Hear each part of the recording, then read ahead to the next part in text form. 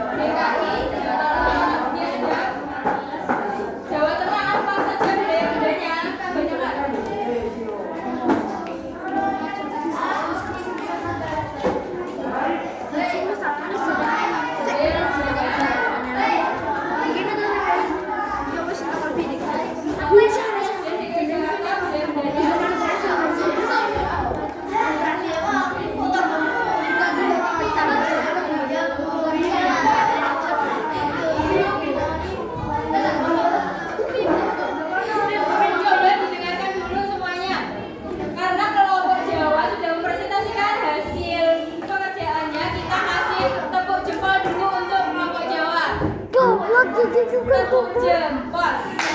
Jempol kanan, jempol kiri.